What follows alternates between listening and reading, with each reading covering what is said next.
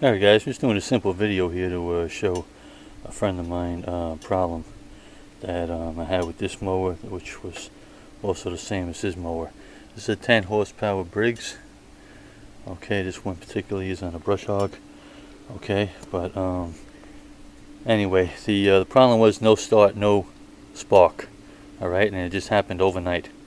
No start, no spark, and he was going crazy trying to solve his problem. And it just so happens I had the same problem here, which is a very simple fix. All right, this is the situation. Okay, this is the coil. Right, this is the coil from that Briggs engine. Okay, and actually this is from a different Briggs engine which I brought over here. All right, just to use this video, but it's the exact same coil.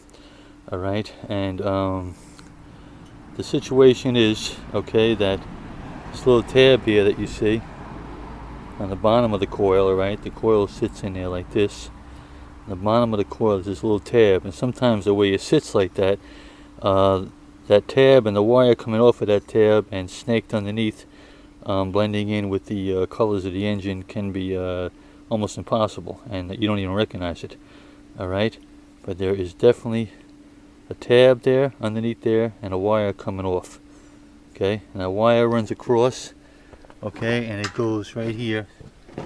Alright, that's the wire you're looking at right there with the tape on it. It goes right there, okay, to that insulated nut, and that goes to your ignition switch and to your cutoff switches. Okay, that's the cutoff switch for the safety devices. Alright, if something's engaged, shortens out the coil, makes it stop. Okay, now the situation with this engine was not a safety switch. Alright, a lot of guys go crazy changing safety switches. Okay, the situation was that wire. Okay, and I'm going to show you the wire I took out. Alright, here's the wire I took out. Alright, there's the clip I'm talking about that plugs into that coil. Alright, now look at this wire real closely if you can. Alright, try to hold it so you can. You see how the insulation is off it? Alright, the insulation from this wire being snaked through there, okay, close to the muffler and the metal of the engine itself, which gets very hot. Right, over time that actually just melted off. You can see it's melted. Alright, now if your wire happens to be sitting just right and it's not touching the metal, even like this, it will start. Okay, but once that wire touches that metal, the slightest little hair, or even close enough to arc, okay, then you get a problem. Okay, this was the problem with this particular engine. This just happened a couple of weeks ago. It's so that's what's the problem. That wire, replace that wire, and I also did was take the coil off. All right, and there's been a lot of talk and argument and discussion about whether or not it's even worthwhile cleaning the coil and the flywheel. See the rust that builds up on the coil contacts and the rust on the magnets on the flywheel. A lot of guys say it's a waste of time. It's magnetic, it's metal, and it's going to transfer the spark. Well, that might be true, okay, and that definitely is true. However, okay, I'm a believer in cleaning it. All right, it takes freaking 5 minutes, a piece of sandpaper of any kind. Clean these contacts and clean also the flywheel. Now the reason for that, I'm saying, is not so much because the electricity is going to travel any better. However, the gap, the air gap between this and the flywheel is a certain width. Alright, and this particular engine is 1/1400ths of an inch. Okay, now those of you that don't know, this is 1/1400ths of an inch. Okay, and if I hold this against the metal, you can hardly see it. Okay, that's how small it is. 14 thousandths of an inch, I'm sorry, 14 thousandths of an inch. Okay, now rust, okay, like anything else, okay, occupies space and takes up space. Okay, if that rust is allowed to build up and build up, obviously that gap is going to reduce and reduce. Okay, and you're not going to have the proper gap.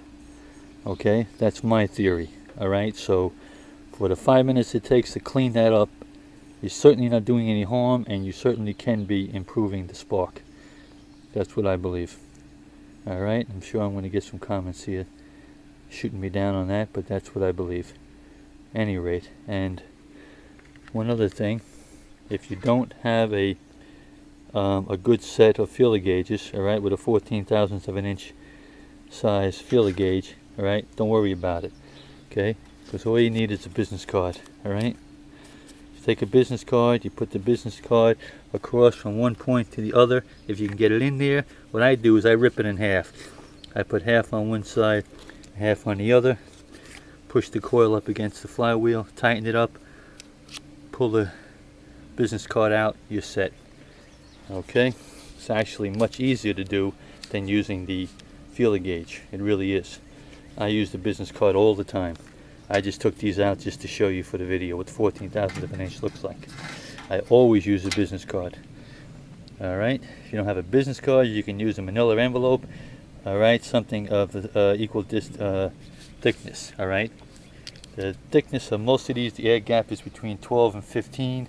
Most of them are 14, but it does not have to be 100% exact.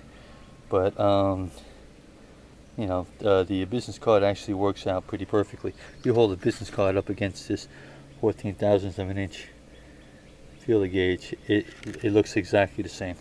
So, any rate, this is it. This is the problem with this engine and with my friend's engine. Right, that insulation wore off.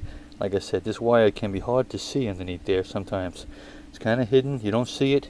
You don't expect it's a problem, and you start changing all other parts. You don't have to do that. That's the first culprit you should look for. Okay, the cutoff switches and the wire that leads to the cutoff switches from the coil. Start at the coil, work your way back. Alright, you never start at the end and work your way back, you start at the beginning. Alright, so that's the situation, and you see I put a fresh wire on there all the way in. Okay, and that's all there is to it, guys. I just wanted to share this little thing with you before you go out wasting money on trying to get your engine to have spark. That's the problem. Okay, and these coils are really simple. 2 bolts, it comes right out. Put the business card, push it in, tighten it up, you're done. Alright, very simple. Alright, okay guys, I hope this helps somebody out there. Thanks for watching. Welcome, Daniel.